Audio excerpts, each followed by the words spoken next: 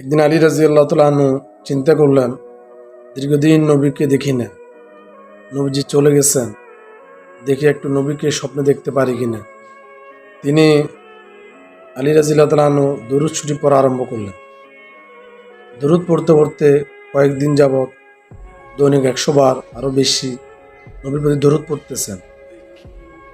এক রাতে তিনি দেখলেন নবী করিম সাল্লাল্লাহু আলাইহি সাল্লাম নামাজ পড়াইতেছেন, পিছনে সাহাবীরা দাঁড়ানো।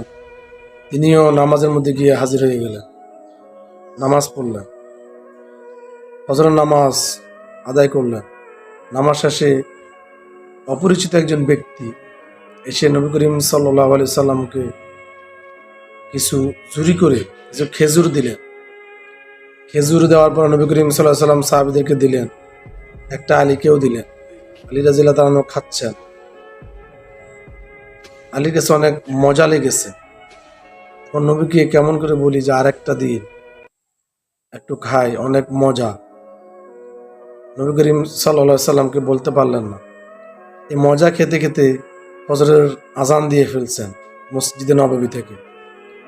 আলী রাদিয়াল্লাহু তাআলা আনহু ঘুম ভেঙে গেল, উযু করে মসজিদে চলে গেলেন। মসজিদে যাওয়ার পর দেখতেছেন ওমর ইবনুল খাত্তাব রাদিয়াল্লাহু তাআলা আনহু নামাজ পড়াচ্ছেন। আলী রাদিয়াল্লাহু তাআলা আনহু নামাজ পড়লেন। নামাজের পরে এক ব্যক্তি কিছু খেজুর নিয়ে আসলেন। খেজুর সবাইকে দিচ্ছেন।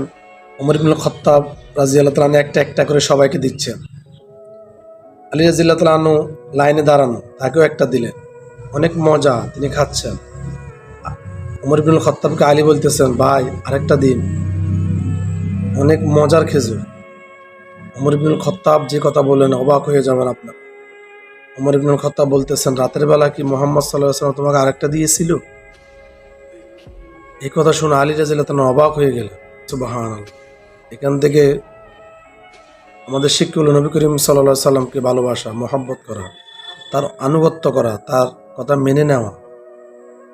মা আতাকুম রাসূলু ফাখুযুহু মা নাহাকুম আনহু ফান্তাহু। নবী করিম সাল্লাল্লাহু আলাইহি সাল্লাম যা কিছু আমাদেরকে নির্দেশ দিয়েছেন তা তোমরা পালন করো। নবীর প্রতি দরুদ পড়ো, তাহলে নবীকে স্বপ্নে দেখতে পারবে। সুবহানাল্লাহ।